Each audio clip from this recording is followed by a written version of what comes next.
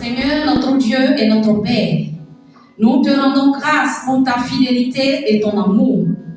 Toi dont ta fidélité ne nous trahit jamais. Merci Seigneur Jésus. Merci pour ta grandeur. Merci pour ta puissance. Merci pour ton autorité. Merci notre Dieu, notre Père, pour ce moment.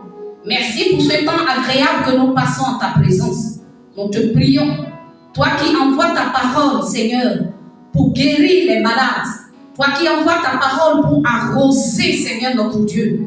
Merci de ce que ta parole nous fertilise au nom puissant de Jésus-Christ. Amen. Bien-aimés, shalom, shalom. Que le Dieu Tout-Puissant vous bénisse. Que le Seigneur vous accorde sa paix et ses riches bénédictions au nom puissant de Jésus-Christ. Amen. Ce soir, on va parler des promesses de l'Éternel. Donc, le thème que nous allons aborder ce soir, c'est Dieu tient à ses promesses. Tiré de Nombre chapitre 23, verset 19, qui dit ceci. Dieu n'est point un homme pour mentir, ni fils de l'homme pour se repentir. Ce qu'il a dit, ne le ferait-il pas? Ce qu'il a déclaré, ne l'exécutera-t-il pas? Amen. Donc voici la parole que le Seigneur a bien voulu que nous partageons ce soir.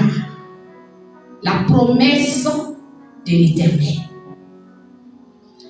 Ce passage nous montre l'histoire d'Israël. Ce texte nous montre que Dieu est fidèle à son alliance. L'Éternel garde son alliance et sa fidélité envers son peuple. Tous ceux qui espèrent en l'Éternel, tous ceux qui placent totalement leur confiance en l'Éternel, ils finiront toujours par voir la main de Dieu, la fidélité de Dieu. Donc ce verset nous montre la constance de Dieu, la fidélité de Dieu, l'amour de Dieu. Ce texte nous montre le Dieu de l'alliance, le Dieu qui garde toujours son alliance. Alléluia. Balaam a bien voulu se lever pour maudire le peuple d'Israël. Mais le Seigneur va se révéler à Balaam pour lui montrer que les projets de Dieu pour son peuple finissent toujours par se réaliser. Dieu va montrer à Balaam que personne ne peut s'opposer au plan de Dieu, au projet de Dieu. Et c'est pourquoi je veux que mon frère, ma soeur, tu gardes la foi, tu gardes l'espoir. Est-ce que le Seigneur t'a promis quelque chose? Est-ce que le Seigneur t'a fait une promesse? Alors il dit dans ce texte qu'il n'est pas un homme pour mentir, ni le fils de l'homme pour se repentir.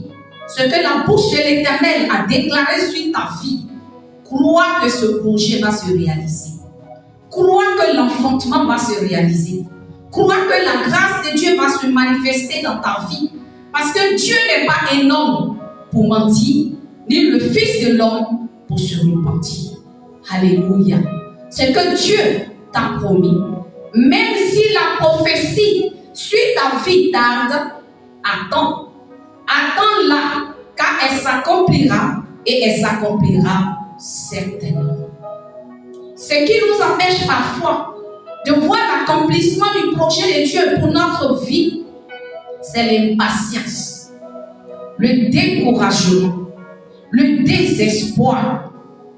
Et ce sont ces choses qui peuvent nous empêcher de voir le projet de Dieu se réaliser dans notre vie. Ce sont ces choses qui peuvent nous empêcher de rentrer dans la promesse de Dieu.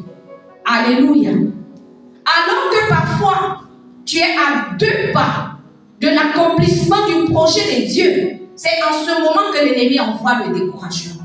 Parfois, tu es à 2 pas de l'accomplissement du projet de Dieu pour ta vie. Et c'est là que tu tombes dans le désespoir. C'est pourquoi la parole de Dieu dit, si la prophétie sur ta vie tarde, attends-la, car elle s'accomplira. Et elle s'accomplira certainement. Alléluia. À l'exemple d'Abraham, on a vu que Dieu a fait une promesse à Abraham. Et parce que cette promesse tardait, parce que la bénédiction de Dieu tardait, Abraham est tombé dans l'impatience. Et cet esprit d'impatience l'a conduit vers Agar pour avoir Ismaël. Mon frère, ma soeur, tu peux avoir Ismaël. Mais est-ce que Ismaël, c'est le projet de Dieu pour ta vie? Alléluia. Ismaël va rentrer dans ta vie comme un obstacle. Ismaël va être une opposition pour toi. Ismaël va se lever comme un mur pour t'empêcher de rentrer dans l'accomplissement du projet de Dieu pour ta vie.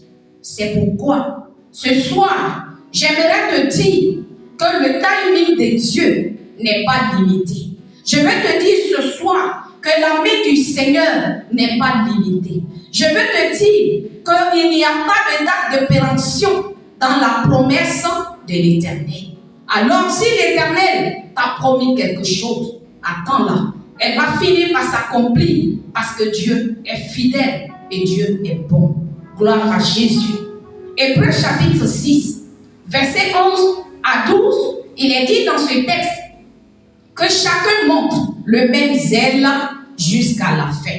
Et si tu veux voir la main de Dieu, il faut que tu sois zélé pour le service de Dieu. Ne dis pas en ton cœur que j'ai été fidèle, j'ai fait même des offrandes, j'ai fait des sacrifices, mais jusque-là, alors je n'ai pas encore vu la main de Dieu.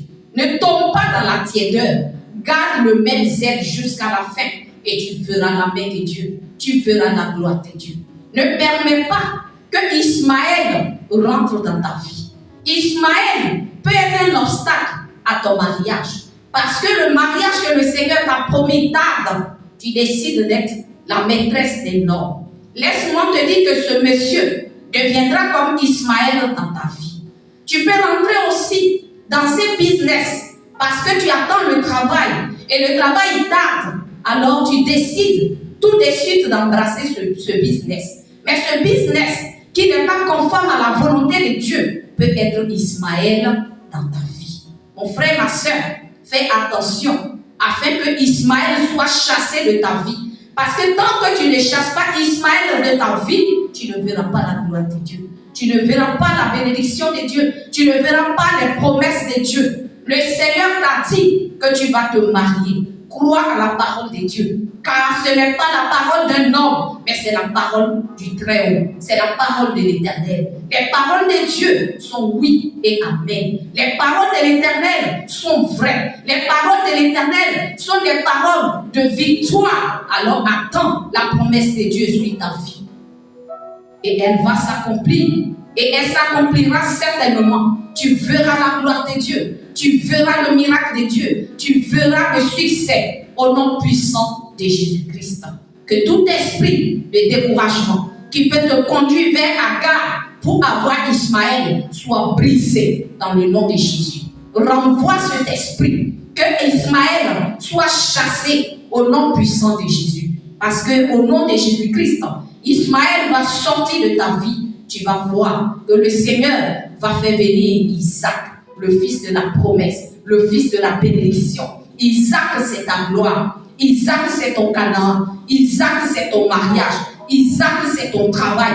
Isaac, c'est ta promotion. Crois à la parole de Dieu. Il n'y a pas de date de péremption dans la promesse de l'Éternel. Crois seulement et tu verras la gloire de Dieu. Tu verras la main de Dieu. Tu verras le succès dans le nom de Jésus-Christ de Nazareth. Que Dieu te bénisse, que Dieu te garde, que le Seigneur te bénisse, accomplisse également le projet qu'il a préparé pour ta vie. La Bible dit, avant que tu ne sois dans le sein maternel, l'Éternel avait déjà écrit un projet pour toi. Alors ce projet, même si ça tarde, attends-la.